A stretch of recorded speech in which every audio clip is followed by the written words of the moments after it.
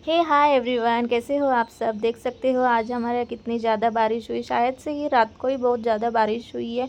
ये मॉर्निंग का टाइम है, तो चलो आज की रूटीन में आपके साथ शेयर करती हूँ। सो फ्रेंड्स देखो, ये है मेरा किचन का हाल। बेटी गई है स्कूल, हस्बैंड गए ऑफिस और आज लाइट का कुछ इशू था तो मुझे गैस पे पानी गर्म करना पड़ा। और ये रहा अच्छा सीन जो किचन का होता है। रात के फैले हुए बर्तन और मॉर्निंग के टिफ़िन के कुछ बर्तन थे, तो ये ऐसे पानी गर्म करने के लिए रख दिया। और तब तक मैं ना बर्तन वॉश कर लूँगी। और ये सब बर्तन मुझे लगाना भी है। कचड़ा वाली आती है 9 बजे, उनको देना है डस्टबिन। और फिर मैं लग गई यहाँ पे काम पे। और मैं यहाँ पे यूज़ करती हूँ एप्रन। और उसके बाद में ना मैं एक तो बर्तन साफ़ करते हुए मम्मी को कॉल करती हूँ, सिस्टर को कॉल करती हूँ। शायद आप भी कुछ लोग ऐसे करते होंगे।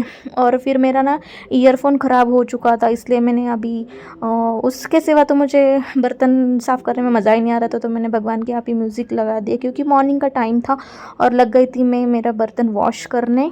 सच कहूँ तो पता ही नहीं चला कि फर्स्ट ट्राइमेस्टर की नर्वसनेस से लेकर सेकंड ट्राइमेस्टर की एक्साइटमेंट तक हम इतनी जल्दी यहाँ आ गए। और फ्रेंड्स, हर दिन प्रोडक्टिव होना ज़रूरी नहीं, हर वक्त हैप्पी रहना ज़रूरी नहीं। कभी रेस्ट करना भी सेल्फ केयर होता है। अपनी बॉडी की सुनो, अपने बेबी की केयर करो और जितना पॉसिबल हो उतना पॉजिटिव रहने की कोशिश करो। और अगर आप भी प्रेगनेंसी की डिफ़िकल्ट फेज़ से गुज़र रही हो तो प्लीज़ रिमेंबर कि ये फेज़ परमानेंट नहीं है। एक ब्यूटीफुल डे आएगा जब आप अपने बेबी को अपनी आर्म्स में होल्ड करोगी और आज के सारे स्ट्रगल्स वर्थ इट लगने लगेंगे। आप लोग भी मेरे थर्ड ट्राइमेस्टर जर्नी का पार्ट बनना, बिकॉज अब काउंटडाउन ऑफिशियली स्टार्ट हो गया है। कमेंट करके मुझे बताना कि आपके अकॉर्डिंग थर्ड ट्राइमेस्टर का सबसे चैलेंजिंग पार्ट क्या होता है।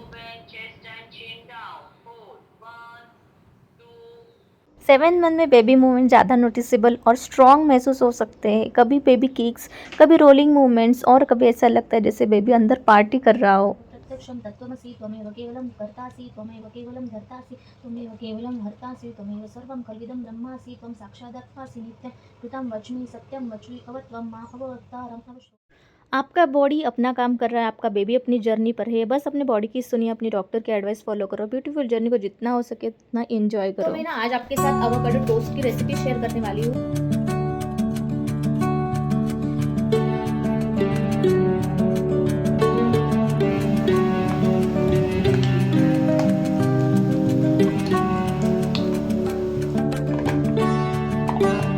ये है एवोकाडो की पेस्ट, ये आप देख सकते हो।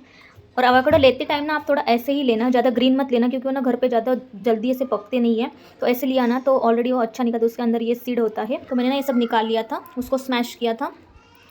इजीली हो जाता है स्पून से ही। फिर बाद में हम इसमें क्या ऐड करेंगे, अनियन चॉप किए हुए, टोमेटोस, कोरिएंडर और हाफ लेमन का जूस भी मैंने ऐड किया है, क्योंकि उसको कुछ फ्लेवर नहीं होता इसलिए हमें सब ऐड करना होता है। फिर बाद में ना मैंने उसमें ब्लैक पेपर डाला था थोड़ा सा, और प्लस चाट मसाला डाला था, यस। और फिर बाद में सॉल्ट ऐड किया था टेस्ट के अनुसार। और फिर बाद में सबको ना मिक्सअप कर देना है, इसका पेस्ट बना लेना है। और यहाँ पे ना मैंने बटर लिया है और चीज़ क्यूब लिया है। इससे ना टेस्ट और बढ़ता है, नहीं तो विदाउट भी यूज़ कर सकते हैं, लेकिन बटर में ही इसको ऐसे फ्राई करना अच्छा लगता है। फिर बाद में ना मैंने ये हेल्दी ज़ीरो मैदा का ये ब्रेड लिया। ये बहुत अच्छा होता है प्रेगनेंसी के लिए, क्योंकि इसमें ज़ीरो मैदा होता है और टेस्ट भी बहुत अच्छा था इसके साथ। तो मैं इसको बनाती हूँ और आपके साथ शेयर करती हूँ।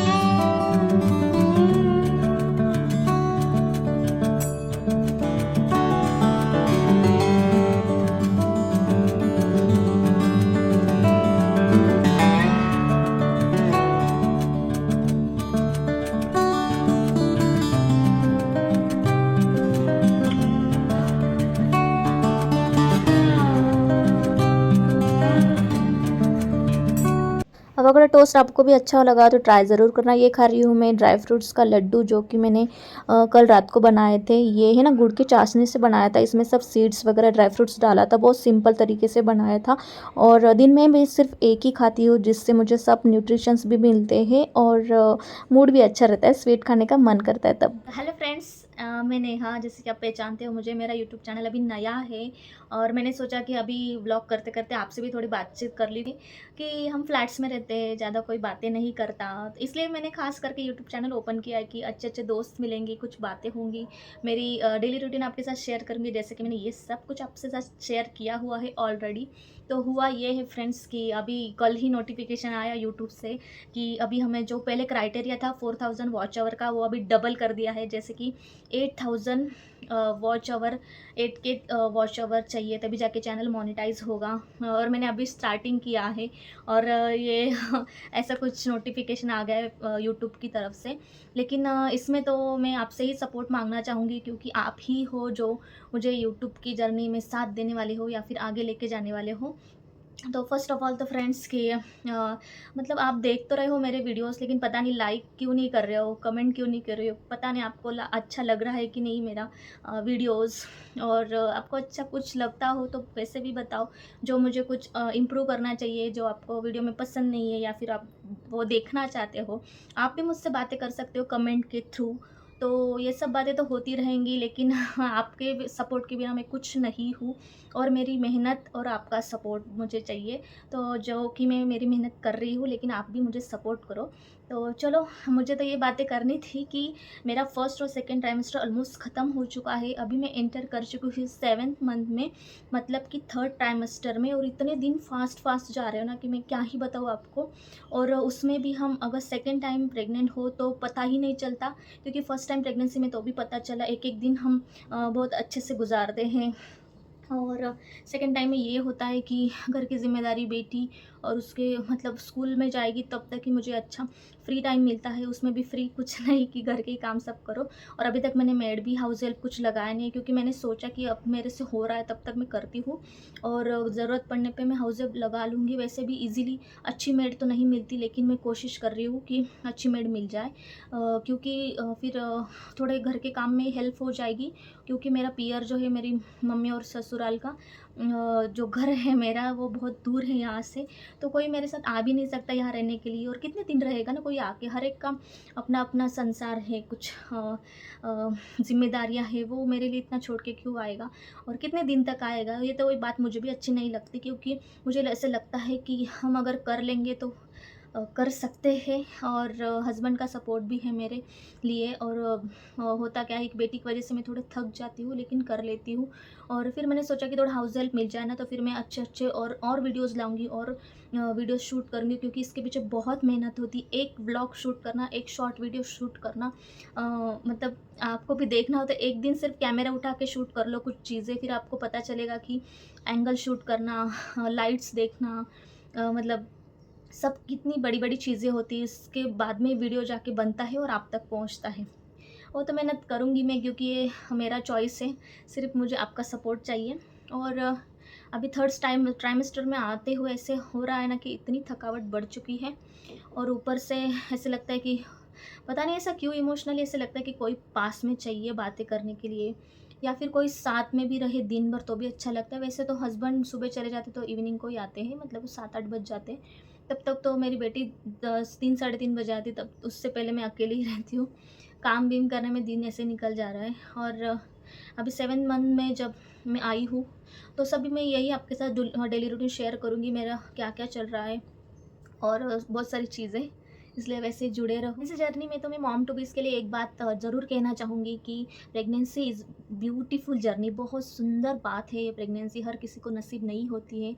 जिनको नसीब नहीं हो रही उनको जाके पूछो कि वो प्रेगनेंसी ठहरने के लिए क्या क्या हॉस्पिटल जा रहे हैं, क्या क्या दवाई खा रहे हैं, क्या क्या ट्रीटमेंट ले रहे हैं। तो अगर हमें इजीली मिल रही ना, तो इसको भी हमें बहुत ज़िम्मेदारी से लेना चाहिए, बहुत अच्छे से ये 9 महीने को निकालना चाहिए। जो जो डॉक्टर्स बोलते हैं, जो हमारे बॉडी के लिए अच्छे, जो हमारे बेबी के लिए अच्छे, हमें सब करना चाहिए, ये मुझे पता है और ये सच बात है। लेकिन ये लाइफ जर्नी जो है प्रेगनेंसी विथ बड़ी डॉटर, या फिर आपका बेटा होगा बेटी होगी, टॉडलर के साथ जीना 9 महीने बहुत डिफ़िकल्ट हो जाता है। अब मुझे समझ में आ रहा है कि first pregnancy versus second pregnancy कितना बड़ा डिफरेंस है, और क्या क्या झेलना पड़ रहा है। प्रेगनेंसी का हर दिन ईज़ी नहीं होता है कभी। मतलब प्रेगनेंसी में मेन तो यही होता है कि हम एक दिन पूरा थका हुआ, मतलब थकान महसूस करते हैं, कभी मूड स्विंग्स चेंज होते हैं, कभी ऐसे लगता है कि रोना आ रहा है, ऐसे लगता है कि कोई हमेशा अपने पास रहे। और अगर टॉडलर हो तो फिर और भी खुद के लिए टाइम निकालना इतना मुश्किल हो जाता है कि क्या ही बताऊँ। ऐसा लगता है कभी-कभी ना कि कुछ नहीं करना है मुझे, कुछ खाना भी नहीं, कुछ करना भी नहीं है। ऐसा लगता है कि मेरी बेटी को और कोई आए और सँभाले। कभी-कभी ऐसा भी हो जाता है और कभी-कभी ऐसा इतना पॉज़िटिव लगता है कि ऐसा लगता है कि यार मैं कितना ब्लेस्ड हूँ, ये कितना अच्छा समय है, आज मेरा ये मन कर रहा है खाने का, आज मुझे यहाँ जाने का मन करा, आज इससे बातें करने का मन रहा, मतलब एकदम पॉजिटिव वे में। तो ये सब बातें प्रेगनेंसी के मूड स्विंग्स के बारे में है, क्रेविंग्स के बारे में है। और डिफ़िकल्ट हो जाता है कि जब आप खुद के हाथों से खाना बना के खा रहे हो, तो और एक ऐसा हो जाता है कि यार अब मैं बोर हो गई, कोई मतलब कुछ भी हो, कुछ भी लाके खाना मुझे दे देना तो मैं एज़ इट इज़ खा लूँगी, लेकिन अब खुद से मैं बोर हो चुकी हूँ खाना बनाते-बनाते और खुद का हाथों का खाते-खाते। तो ये सब चीज़ें होती है प्रेगनेंसी में during all the trimester, 3 trimester. पहले तो 3 महीने ऐसे समझ में ही नहीं आते। सेकंड और थर्ड ट्राइमेस्टर में हर एक टाइम, हर एक दिन मूड अलग होता है, हर एक दिन हमारे मन में इतनी बातें चलती रहती। और मुझे ऐसा लगता है ना कि हमें प्रेगनेंसी परफेक्ट नहीं चाहिए, बस हमें प्रेगनेंसी है ना वो राइट वे में चाहिए। जैसे कि हम अपना जो प्रेगनेंसी में न्यूट्रिशंस लगता है, जैसे प्रोटीन, विटामिन्स और आयरन वगैरह, फॉलिक एसिड, जो भी हमें खाने के ज़रिए मिलता है। दवाई तो हम वैसे लेते ही नहीं 9 मंथ्स के लिए, लेकिन जो खाने के बारे में होता है वो बस हमें दिन में फॉलो करना है। मैंने गलती क्या की कि मैं क्या करती थी कि मैंने ऑलरेडी, मेरे डॉक्टर ने बताया हुआ है कि आपको 1-1 आवर के गैप में कुछ ना कुछ खाते रहना है। तो फिर लंच हो या डिनर हो, 1-1 आवर में, ज़्यादा नहीं खाना है, थोड़ा-थोड़ा करके खाना है। लेकिन होता क्या था कि मैं ऐसा लगता था कि यार बस अभी कितना टाइम मैं किचन में रहूँ, आके जाके जाओ किचन में, बनाओ, खाओ खुद के हाथों से, तो मुझे इतना बोरिंग लग रहा था। तो मैंने क्या किया कि ब्रेकफास्ट में करती थी, फ्रूट्स भी खाती थी, लंच में ना अपना दाल, रोटी, राइस सब ले लेती, तो फिर इतना पेट फूला होता है। और आपको एक बात बताना चाहूँगी कि अगर हम ज़्यादा खाना इकट्ठा खा लेते हैं ना, इससे शुगर बढ़ती है। इसी वजह से डॉक्टर हमें पार्ट्स मतलब डिवाइड करके खाना खाने को बोलते हैं। ये चीज़ मैंने अभी जाके समझी है। तो मेरे हस्बैंड कल मुझे इतना डाँट रहे थे कि बोल रहे थे कि आप ऐसे नहीं कि रोज़ ही दाल खाओ, ऐसा कुछ नहीं। आप थोड़ा फ्रीक्वेंटली खाओ, थोड़ा-थोड़ा टाइम में खाओ। और जो बोला है, जो कि अभी थर्ड ट्राइमेस्टर में मोस्टली प्रोटीन्स ज़्यादा लेने हैं हमें, पानी की मात्रा ज़्यादा बढ़ानी है, जो कि हम पहले खाते थे, पहले पीते थे, उससे हमें डबल करनी है। और अभी एसिडिटी के चांसेस बहुत ज़्यादा बढ़ते हैं, ब्लोटिंग वगैरह ज़्यादा, कॉन्स्टिपेशन वगैरह ज़्यादा बढ़ता है। तो अभी जो हम पहले 2 ट्राइमेस्टर में कर रहे थे, उससे हमें अभी और हल्का-फुल्का रख के दिन में सब कुछ हमारा प्रोटीन वगैरह, न्यूट्रिशन जो कुछ भी है वो कंप्लीट करना है। Then this is the biggest task, okay. So husband ने बोला कि मैं इतना सब आपको ला के दे रहा हूँ ना, तो आपको ये ख़त्म करना है बिफोर द एक्सपायरी डेट। जैसे कि पनीर हो गया, आप 3-4 दिन क्यों लगा रहे हो? थोड़ा-थोड़ा करके खा लो। ऐसा नहीं कि पनीर बोले तो सब्ज़ी या फिर पराठा ही कराना है आप, क्योंकि वो करोगे ना, पनीर का जो मात्रा है वो कम होके बाकी जो है वो बढ़ जाता है, और इससे आपका पेट ज़्यादा टाइम फुला रहता है, तो आपको भूख कम लगती है, या फिर वो डाइजेस्ट होने में टाइम लगता है। तो आप इससे क्या करते हैं कि मैंने अभी डिसाइड किया कि पनीर को है ना, ऐसा क्यूब्स में कट कर लेंगे और शैलो फ्राई कर लेंगे बटर में वगैरह, थोड़ा मसाला डाल के वो खा सकते हैं, कि एग्जैक्ट प्रोटीन, एग्जैक्ट पोर्शन हमारे शरीर में जाए, और कम से कम टाइम में हम बना के खा भी लें, और उतना वो टाइम भी डिवाइड हो जाए, और फिर 1 आवर के बाद हम दूसरा कुछ खाने के लिए फ्री भी हो जाए। तो ये सब इतनी बातें चल रही हैं, हर एक दिन अलग-अलग कुछ ना कुछ मुझे मील प्लान करना होता है, उसमें खुद के लिए, मतलब जो हमारे शरीर में दूसरा बच्चा पल रहा है, उसके लिए ही हम सोच रहे हैं। और पहले बेटी के लिए, मतलब मेरी टॉडलर बेटी के लिए, उसको भी, क्योंकि वो भी छोटी है, उसके हिसाब से मुझे टिफ़िन, लंच या फिर उसको खाने के लिए चीज़ें देनी होती है। स्टडी का कुछ अलग होता है, हस्बैंड के लिए अलग होता है। इतना भयंकर सिचुएशन होता है ना सेकंड प्रेगनेंसी। लेकिन चलो, हम माँ हैं या फिर हम लेडीज़ हैं, हम बस हमसे ही हो सकता है ये सब चीज़ें।